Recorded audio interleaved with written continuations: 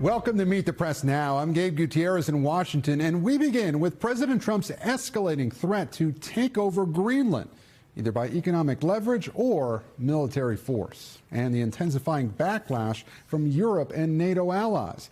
Over the weekend, President Trump threatening to impose 10% tariffs starting on February 1st on 8 European countries opposed to the U.S. takeover, including Denmark, France, Germany, and the U.K., saying those tariff rates will climb to 25% in June. There is not a deal for the, quote, complete and total purchase of Greenland. Yesterday on Meet the Press, Treasury Secretary Scott Bessent defending the latest tariff threats. President Trump is being strategic. He's looking beyond this year. He's looking beyond next year to what could happen for a battle in the Arctic. We are not going to outsource our national security. We are not going to outsource our hemispheric security to other countries. What is the national emergency that justifies these new slate of tariffs? The national emergency is avoiding a national emergency. Today, President Trump showing no signs of backing down. In an exclusive phone interview with NBC News, when asked if he will follow through on those tariffs, absent a deal on Greenland, President Trump saying, quote, "I will, 100%.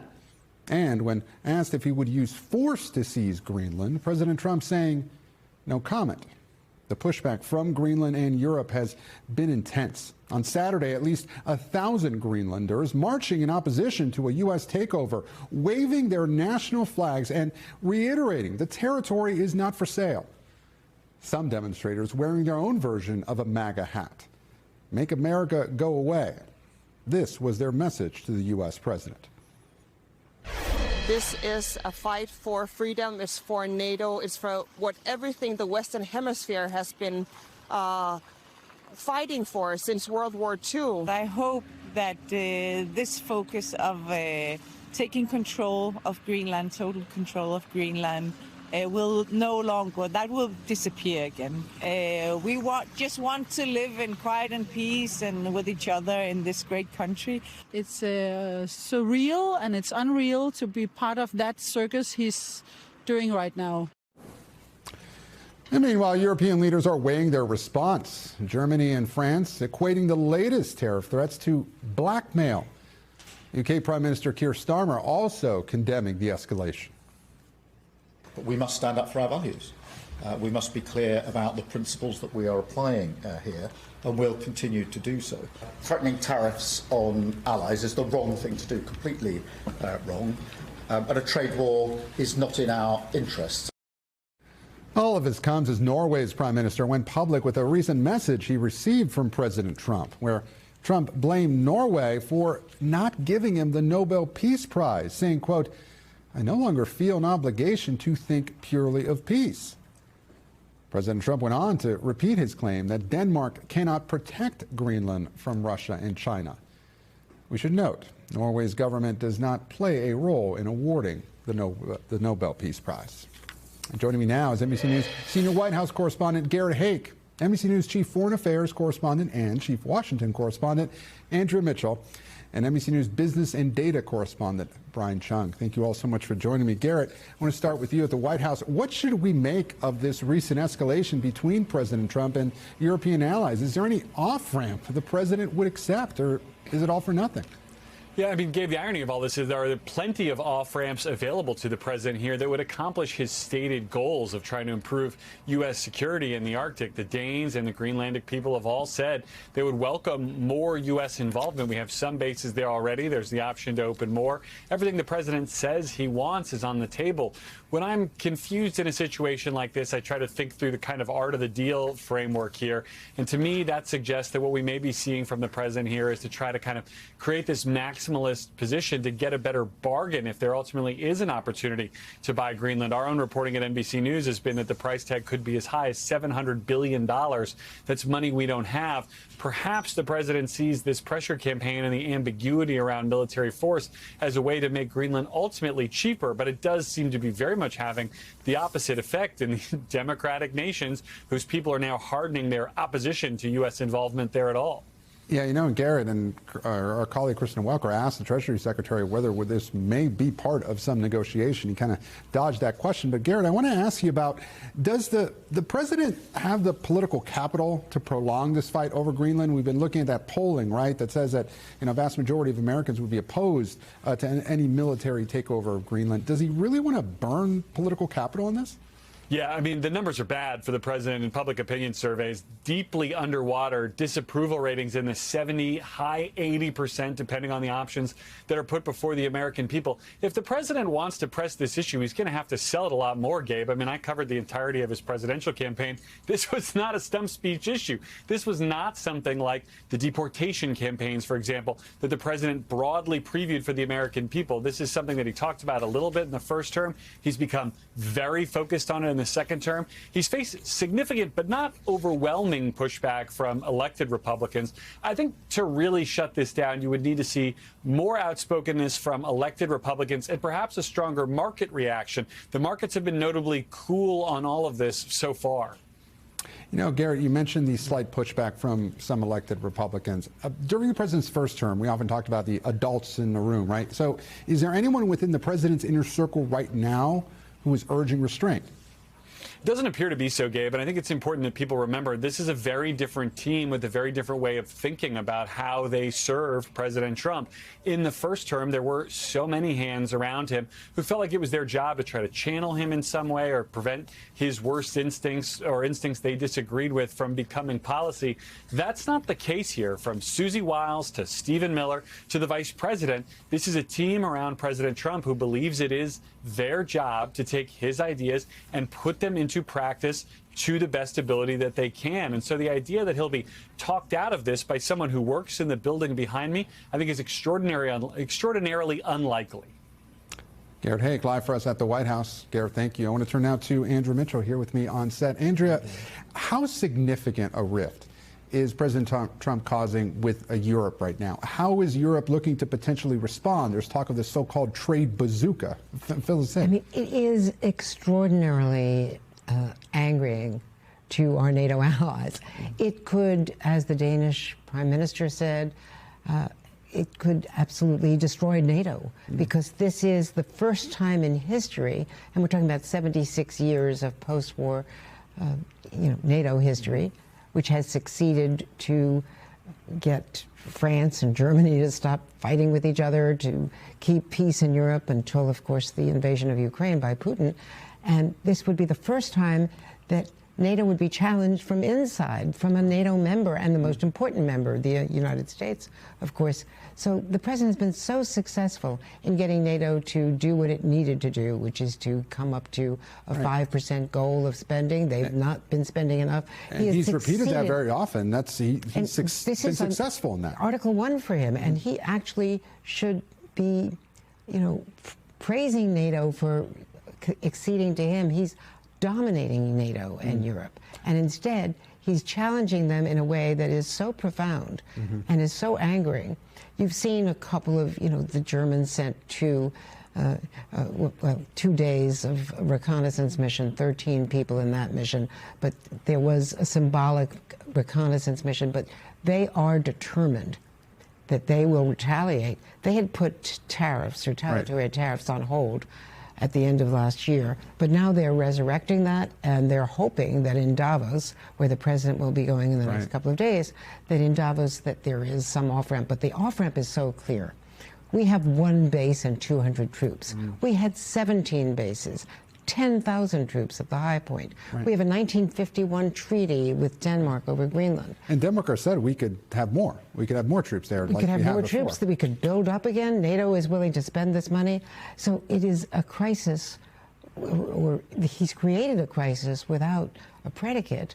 And they say they haven't seen a Chinese warship in 10 years. Certainly the Russians are there. The Arctic is important. And now he's talking about Canada again. And just as Mark Carney, the leader of Canada, has gone to China to pivot away from the U.S. So you mentioned, it is a concern, at least, potentially with Russia and China. But we heard Secretary Bessent tell Kristen Welker a little earlier in the program that the national emergency is to avoid a national emergency. That is circular reasoning. Okay. Bessent is supposedly the grown-up in the room on the Jay Powell issue and other big issues, and on tariffs to a certain extent. Bessent here is just saluting. Okay.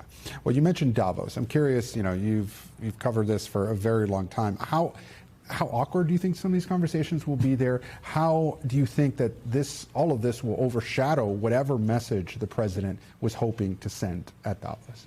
Well, it certainly will overshadow the message, but also people don't understand. People who dealt with diplomacy, with treaties, and he's got opposition in the Senate to this. And it would be $700 to $800 billion, according to the best estimates that NBC had published, to even buy it. But he told the New York Times when they said, well, you could have it without buying it, he said, I don't like to rent, or I like to buy. I like to own things, is basically the paraphrase. So no one really understands the mentality. To him, it's the biggest real estate deal. It's his legacy. He sees it as Jeffersonian. Jefferson got the Louisiana Purchase. Sewell got the Arctic. But it's the biggest possible land deal, but it is so antithetical to American interests. Andrea Mitchell, our Chief Foreign Affairs Correspondent. Thank you so much for being here. And I want to turn now to Brian Chung. Brian, what would these 10% tariffs mean for consumers here in the U.S.? What kind of goods likely would be impacted? Well, Gabe, as we've been covering throughout all of these tariffs, it would impact any imports coming into this country because, as we know, is the way that these tariffs have operated so far, it is the American companies that are importing them that are paying most of those costs. In fact, there was a recent report just in the last few days that suggested almost 100%, well over 90% of those tariffs are borne by American companies that are importing those goods, not the exporting country like the European Union in the case of the tariffs that we're talking about here. But there are a lot of practical questions over exactly what the president plans on doing here. Yes, there was that pretty detailed Truth Social post where just on the graphic we showed you, there are 8 countries that would be targeted under these tariffs. It would be 10% beginning on February 1st. That would ratchet up to 25% once we get to June. Well, yes, indeed, even though it's only 8 countries that are being targeted, there is a question over whether or not it is de facto an entire tariff on the European Union because of the fact that European goods, when they come to this country, are not designated as a country of origin for, let's say, France or Finland. It's just bucketed as the European Union. So it's actually unclear if the president will be able to tariff just individually those 8 countries. Some in the European Union are treating this as an entire tariff on the whole block. And you'd imagine that would raise prices pretty substantially for the many European goods that we import here in the United States. And, Brian, we were talking about this a little bit with Andrew, but the European Union is threatening to retaliate with its own tariffs. What could that look like? Yeah, well, these are countermeasures that were actually floated by the European Union, as Andrew was saying, at the end of last year. They were put on ice as part of the cooling of negotiations between the United States and the European Union. But it'd be about $110 billion US dollars on goods like, for example, agricultural products, industrial goods, Boeing airplanes. That's a big deal because of the rivalry between Boeing and the French Airbus company.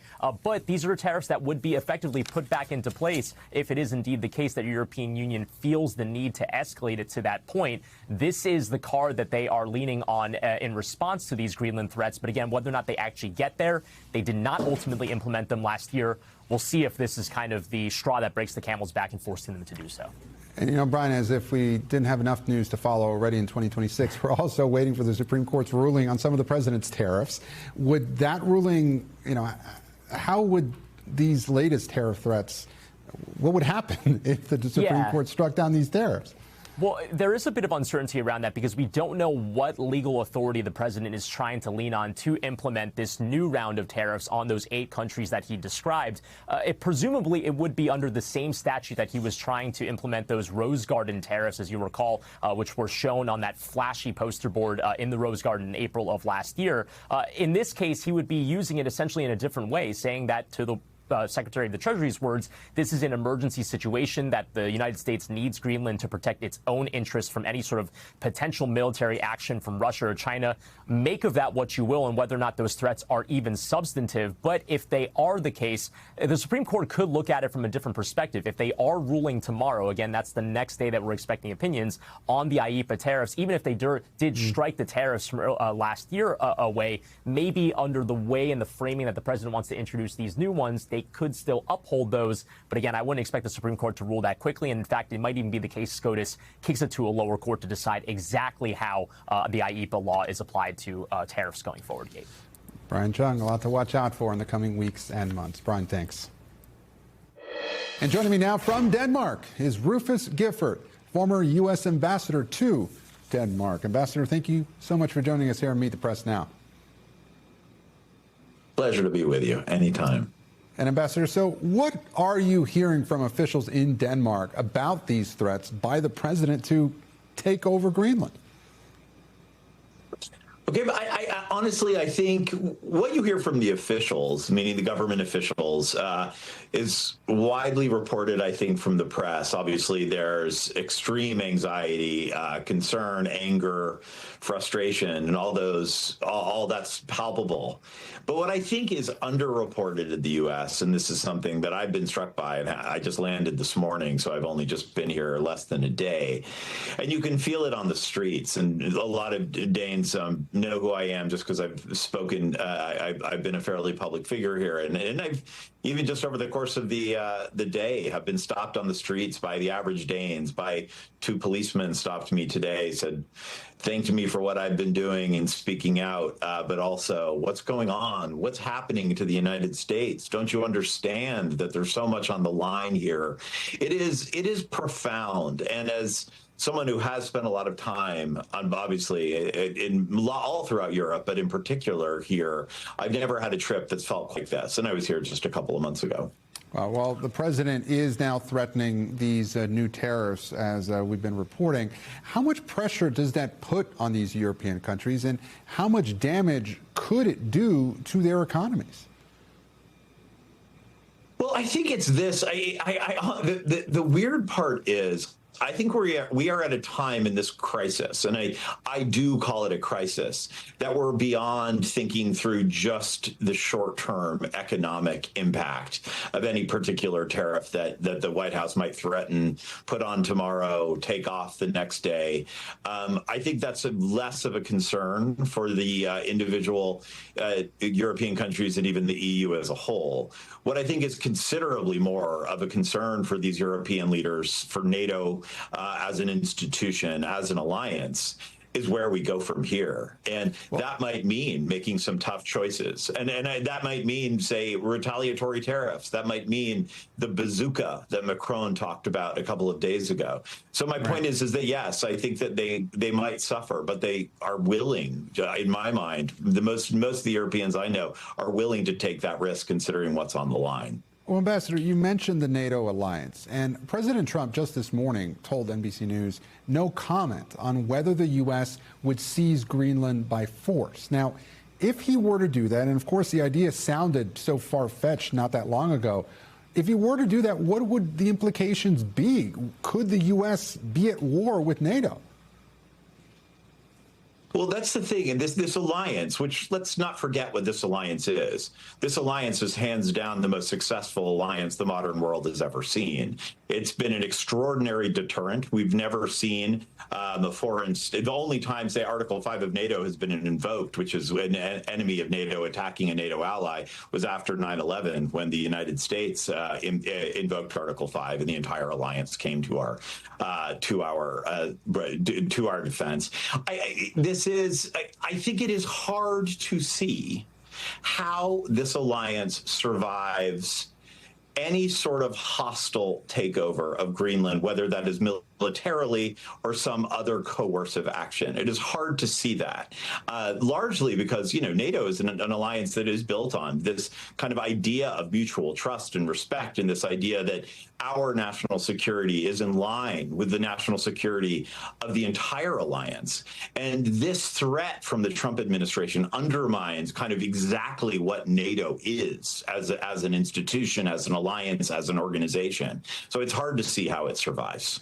And Ambassador, just this morning we learned that President Trump has tied this fight to the Nobel Peace Prize and suggesting that he's no longer obligated to think purely of peace. Now, is that something world leaders should take seriously or literally?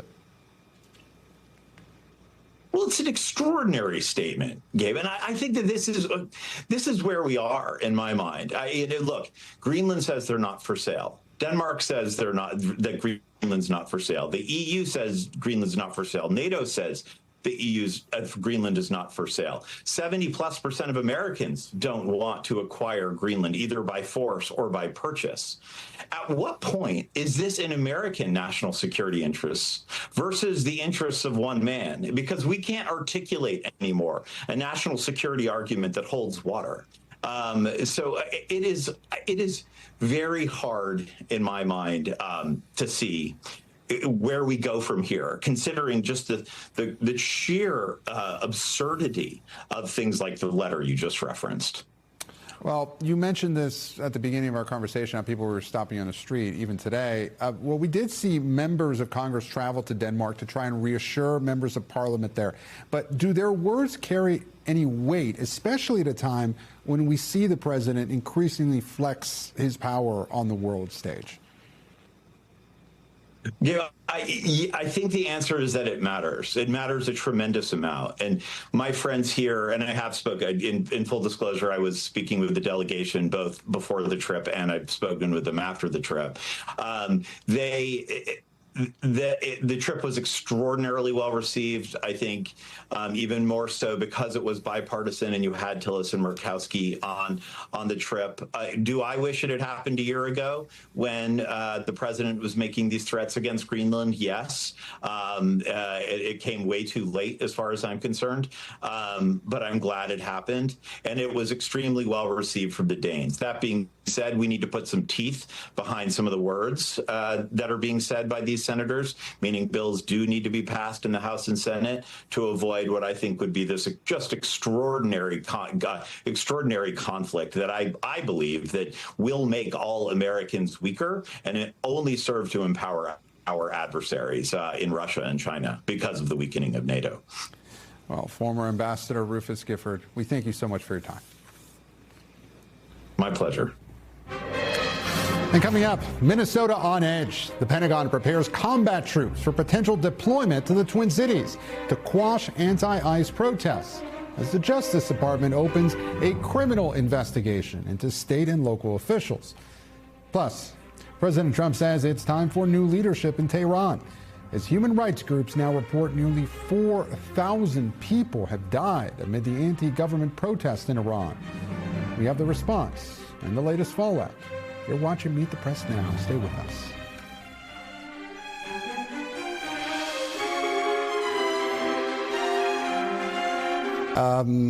Colonel Steve Warren here with me on set. Colonel, so many questions here. You just heard Maggie talking about the potential for these active duty troops, which would dwarf the size of the Minneapolis Police Department. What would these troops do if they are deployed to Minnesota? What role would they play? Sure, there are many possible roles. The last time, Gabe, that U.S. troops were deployed to an American city under the Insurrection Act was 1992 during the Rodney King riots. U.S. troops were then used to prevent looting, to help calm the masses, to help quiet down the rioting that was going on. So it was a very clear mission, and by the way, it was very, very successful. In this case, we haven't seen looting, to my knowledge. We haven't seen a lot of out-and-out rioting, sort of the targeted destruction of property that we saw back then. So what I think you would end up having to see is perhaps the U.S. military being used to create space between the federal agents who are conducting their duties and the protesters who are not happy with it. And you heard Maggie reference the Insurrection Act. The president hasn't said whether he would invoke it. If it were to be invoked, would those troops need to adhere to U.S. law, domestic law, military law? How would that work? That's right. They're under military law. The U.S. law, military law, the law of land warfare, all of these things can be confusing. Ultimately, U.S. soldiers conducting U.S. military missions are subject to what we call the Uniform Code of Military Justice. It looks very much like regular U.S. law, but it's enforced by military commanders. The Army has its own, the military has its own prison system. It has all of this. So if any soldiers were to violate law, they would be punished or they would face justice through the Uniform Code of Military Justice. And are these troops trained to patrol U.S. cities? Well, that's an important question. You know, these forces, U.S. war fighters, are probably the best trained and most disciplined forces you'll see anywhere. But there's a very good reason we call them war fighters, right? When we train these troops, we use words like lethality, violence of action, close with and destroy the enemy. This is what these forces are trained to do. They're also, I think it's important for folks to know, they're a very young force, right? Your average infantry platoon, which is who would most likely be on the ground, is probably 18, 24 years old. That's the average age, led by a 23, 24-year-old lieutenant. So they're well trained, but focused on force. So there are a lot of hypotheticals here, admittingly, but Minnesota Governor Tim Walz, he has said that he would potentially deploy the Minnesota National Guard to help maintain peace. Is there some situation here where you'd have the the National Guard troops and the active duty troops? Could they be squaring off against one another? I'm going to go out on a limb and I'll put a reputation at stake. Absolutely not. That will not happen. It's the worst possible nightmare scenario. It will not happen.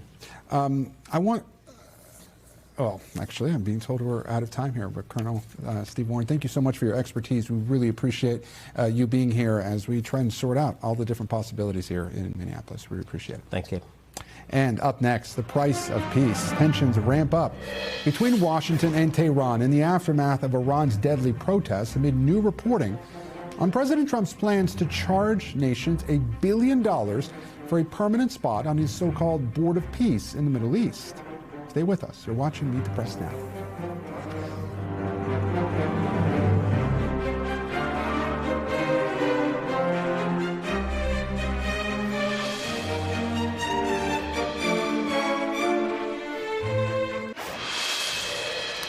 Welcome back. President Trump is calling for new leadership in Iran, telling Politico that Iran's supreme leader, Ayatollah Khamenei, is, quote, a sick man who should run his country properly and stop killing people. It comes as the Ayatollah claimed, quote, the Iranian nation has defeated America in a public address and accused the U.S. of being behind the demonstrations, though he offered no concrete evidence of that. Those protests appear to have slowed, and state media reports Iran's president has called for internet restrictions to be lifted. Now, this all comes as the Iranian regime, for the first time, is acknowledging a death toll in the thousands from the demonstrations. And after President Trump appeared to walk back threats of U.S. military action against Iran last week, claiming the killing of protesters had suddenly stopped. The human rights activist news agency, a U.S.-based activist group, says the death toll is still rising, with more than 3,900 people dead, the vast majority protesters. The group says it independently verifies each death. And joining me now is NBC News Chief International Correspondent Keir Simmons. Keir, thank you so much for being here. What is the reality on the ground in Iran? Have protests really died down there for good? Well, pretty much. I mean, the protests have been crushed. There are reports of some protests still in some parts of Iran, but not to the extent that we saw 10 days ago. I mean, it was 10 days ago on around about the 8th that the internet was shut down. Effectively, the whole country went dark. And then, according to these reports and the pictures we've been seeing, the regime sent in large numbers of security forces who opened fire on protesters. They talk about direct fire from snipers, machine guns, deliberate killing. These numbers of dead and because of the internet blackout, Gabe, it's been difficult to get a full picture. These numbers of dead, even now, still rising, and may be the biggest numbers of killed since the revolution in 1979. And Keir, as we noted, President Trump said it is time for new leadership in Iran. Is there any sense the U.S. is really willing to pursue regime change? Well, that's the question. The Iranian regime itself, the president, for example, just today, is warning the United States not to target Ayatollah Khamenei, the leader of Iran, the 86-year-old who gave a sermon just on Friday after President Trump had decided to put attacks on pause, military action on pause, gave a sermon calling President Trump a war criminal. So just through the weekend, we've seen the rhetoric ratchet up between both sides, and the USS Abraham Lincoln, the aircraft carrier strike group, is on its way to the region now. It was in the Malacca Straits, the Malacca Straits last time I looked, on its way from the South China Sea. So that will give President Trump the capability, crucially, to target Iran and also defend Israel and America's partners and allies in this region if Iran chooses to retaliate. Now, what those attacks look like, whether they involve targeting the Supreme Leader himself, that is a question. But again, the Iranian regime itself is warning America not to do that. And that is clearly, therefore, something that is worrying them in Tehran. And Keir, before you go, I do want to ask you about the other conflict, about another conflict in the Middle East, in Gaza. We're getting some insight with regards to the Board of Peace that was part of the president's 20-point plan, and the more than 20 countries that have been invited to join. What's been the international reaction to that? Well, I mean, some surprise in some parts of the world, because some of those invited to join the Board of Peace include President Putin, for example. A number of Arab states and Middle Eastern states also invited to have a representative, including Turkey, for example, and that has infuriated Prime Minister Netanyahu's, the Prime Minister of Israel's government, and it has said openly that it is not happy. So a controversial start for the Board of Peace, but it hasn't even begun its work. But certainly you can say a wide range of representation for that Board of Peace decided by the Trump administration. Keir Simmons, our chief international correspondent, thank you for following all of those stories for us, Keir. And after the break, we'll take a look at how America is marking Martin Luther King Jr. Day as the life and legacy of one of the most influential civil rights icons in U.S. history lives on amid this fraught moment in American history. Keep it right here on Meet the Press Now.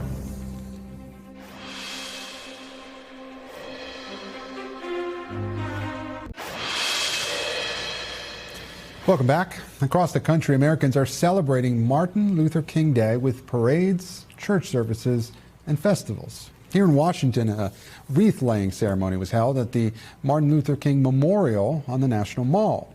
Since 1983, Americans have marked the third Monday in January as MLK Day, honoring Dr. King's life and legacy as a leader in the civil rights movement, where he used nonviolent protest to call for an end to racial segregation and was instrumental in the passage of the 1964 Civil Rights Act.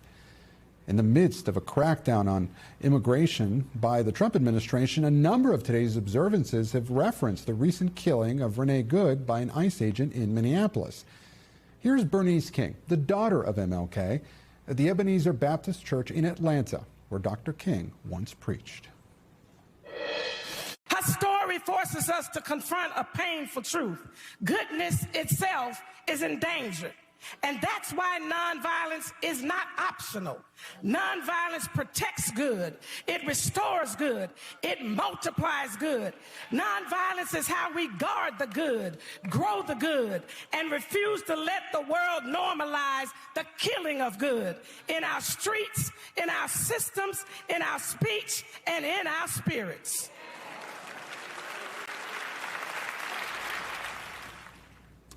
And still to come, President Trump is about to officially mark 1 year into his second term, and voters are making it clear where they stand on his results so far. The panel's next. You're watching Meet the Press Now.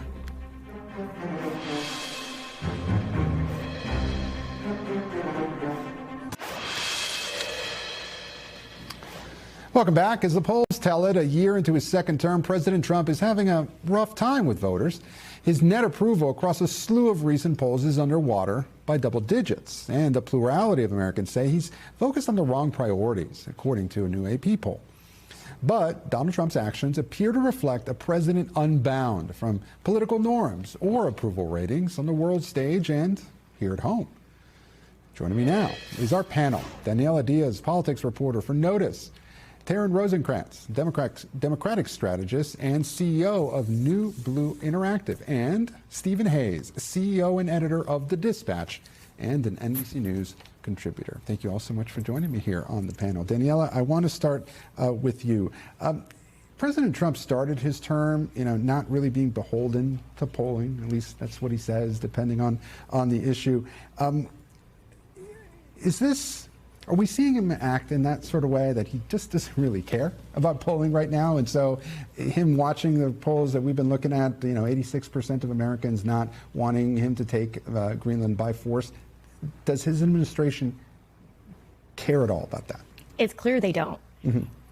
I mean, Americans have been saying for the last year that they want the president and his administration to focus on what's happening in the United States. Mm-hmm. They elected him for his America First agenda. And what we're seeing is that he continues to travel more and across seas rather than worry about what's happening here in the United States. You can really tell with, I cover Congress, as we all know, when I talk to battleground district Republicans and they're saying, look, it's great that the president is focusing on foreign affairs, but people here do not have money for rent, money to put gas in their cars, and we're going to focus on those pocketbook issues to try to win back our seats because that's what our constituents care about. And that's why you're seeing these Republicans break from the president because they say, we know what we care about. But Stephen, are enough Republicans doing that? Is that pushback really significant? And do you think more Republicans might make this Greenland issue, for example, a red line? I mean, I would hope, as a longtime conservative, I would hope that that's the case because what we're talking about is crazy. I mean, this text message that the president said today, where he said, in fact, I'm not thinking about peace anymore because I didn't get the Nobel Peace Prize.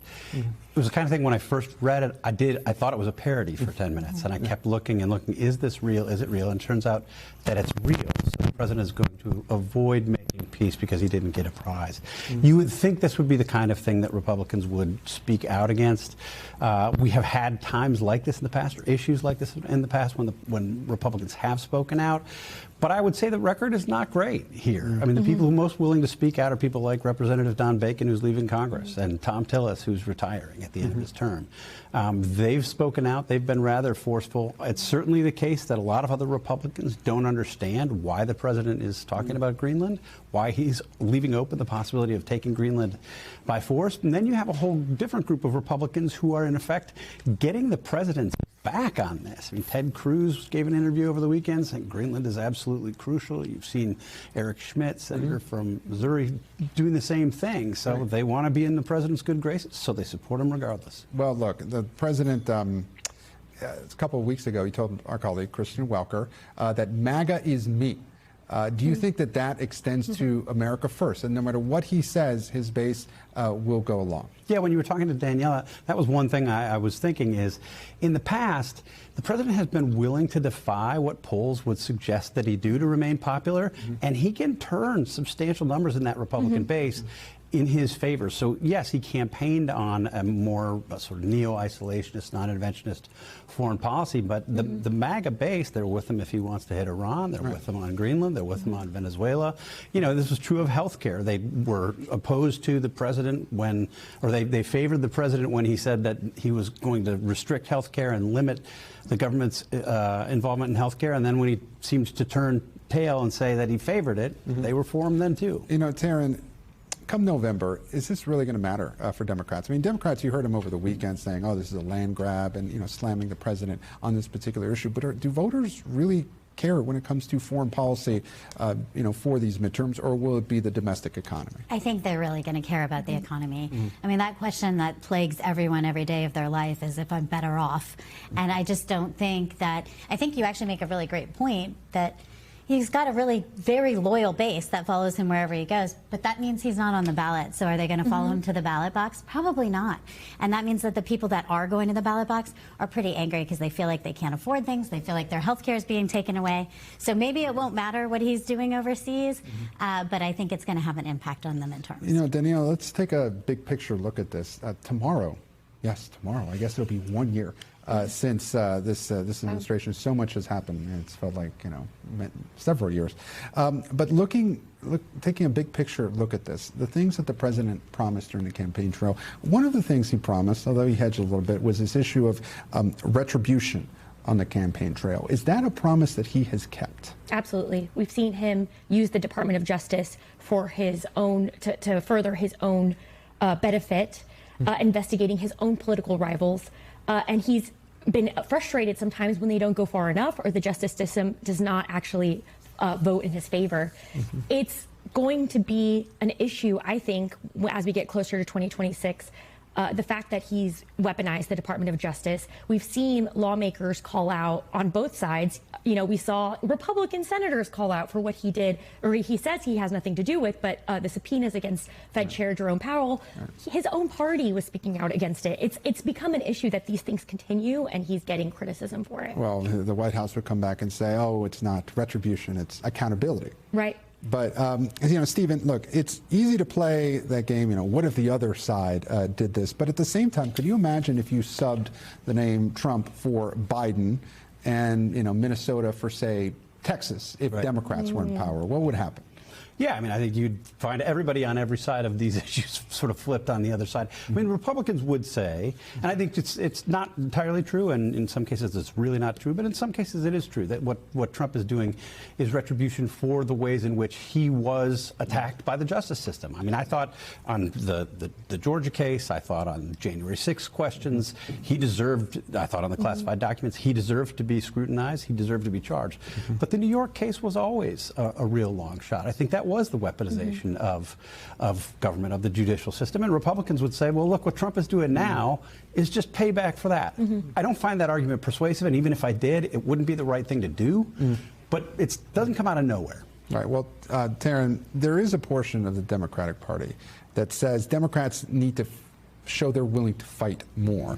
But what does that look like when the president and his administration, they seem to relish it? They welcome that because then it allows them to push back even harder. So what are Democrats to do? I think what Democrats should be focused on, which I think a lot of them are at this point, is that, you know, we've got to fight for what we can do for the American people, and we need to be able to work around him in some ways, you know.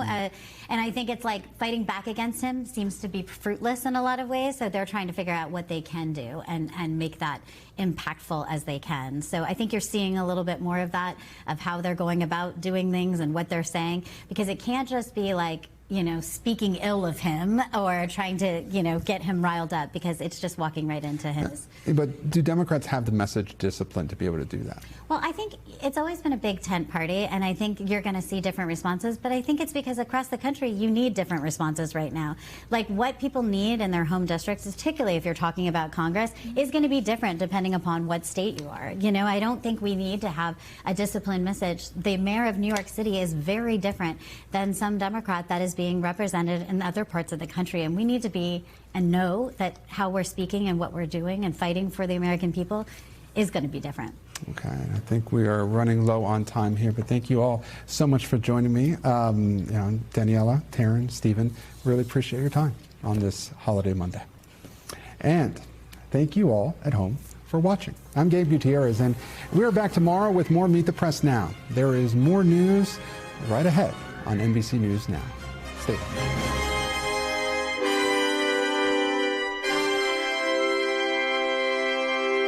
We thank you for watching, and remember, stay updated on breaking news and top stories on the NBC News app or watch live on our YouTube channel.